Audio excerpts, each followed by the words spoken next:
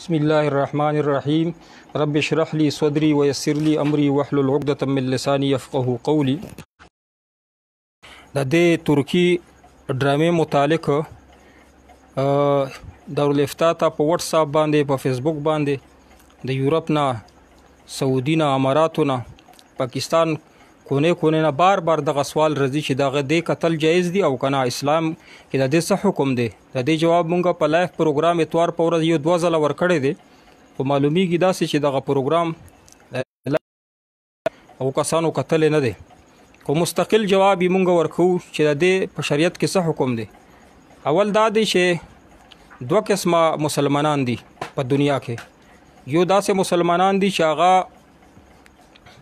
دغه فلمونه او ډرامې کاغه ډرامې او فلمونو کې د خیر ولا پهلوي او کا د بخیري ولی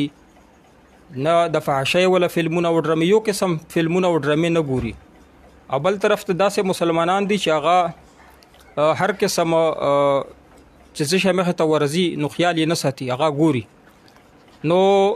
هغه کسانو د لپاره خو د فتوی څه ضرورت نشته چې کم خلک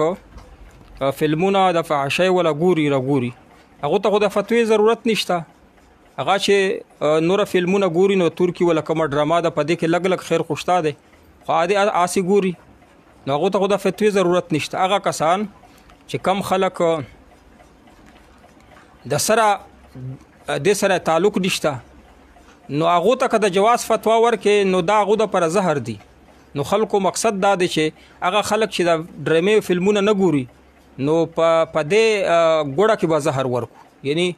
د اسلام په نوم باندې دغه ډراما د دې باندې براوړي نورو چې کله په خونه عادت شین وي د نور فلمونه هم ګوري. اول به دا وګوري چې د ترکی کې د جهاد جذبه خلکو کې پیدا کو رستو دا په دې ډرامې کې د خیر ولا پهلو کم دی او به خیره ولا خو ارچه ته معلوم دی چې غیر محرمه خزه پکې هم شته سزونه هم پکې شته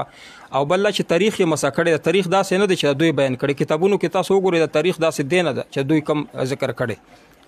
او د خیر ولا پهلو پکې ځنه خلک دا وایي چې د سره د جهاد ولا جذبه پیدا کیږي. قطعا نه جهاد جذبه پیدا کیږي په بیانونو سره تقریرونو سره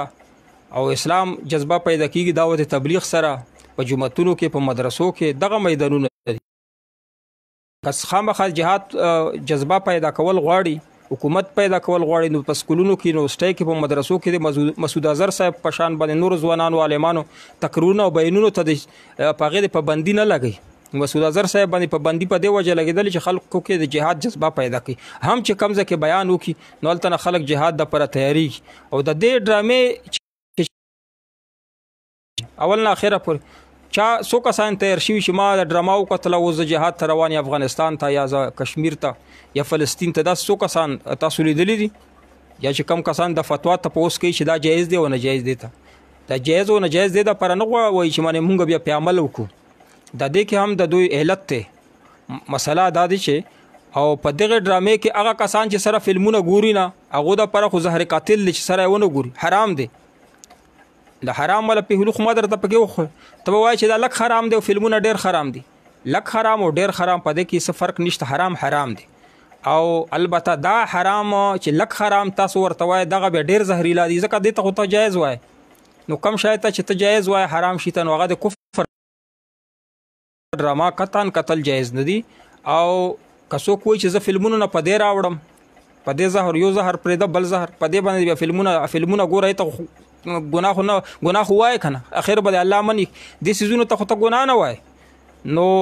تاریخ یې مسا کړی دی. ما درته وای چې دوی کم تاریخ ته داسې تاریخ نه د کتابونو کې تاسو وګورئ تاریخ یې مسا کړی نه د سره د جهاد جذبه پیدا کیږي دا کې سزا شته. خلک و چې امریکا مخالفت کوي یورپ یې کوي قطعا نه کوي دې کې دا غو دا سزا شته چې کم نیک خلک په جمعتونو کې دي په مدرسو کې دي په دې باندې په فلمونو راوړو ځنه خلک خو راډولې او ځنه پکې پاتې دي نه په دې باندې راړي ورو په دې باندې راړي. اول مشران تاسو ګورئ د ټلیفون ته ورنږدې کېدل نه چې کله په عادت چې سپینې ګيري ورته ناس په فیسبوک باندې ټکا ټوکا په عادت شي عادت یې خرابي. نو دغه ډرامې چې هر څنګه دي غیر اسلامي سيزونه پکې دي مکمل تور باندې دینه اجتناب وکړي. دا حرام دي دغه ما ګورئ که تاسو پر اشتیا معنا دې ته پوس کړئ چې تاسو یې بیا نه ګورئ ما خو درته مسله واضح کړه. یو مبتدیین دي بدعتیان دي علما کرام دي په فیسبوک باندې لګیا دي کم ښکارا مجاهدین چې کم دي یعنی جندي چې د دې ترکی او د دې مسلمانانو کم تاریخ چې د په خپل ژوند باندې دا خپل کړی دی په افغانستان کې په کشمیر کې طالبان دی په هغې نوم نه اخلي او دغه مبتدیین علما کرام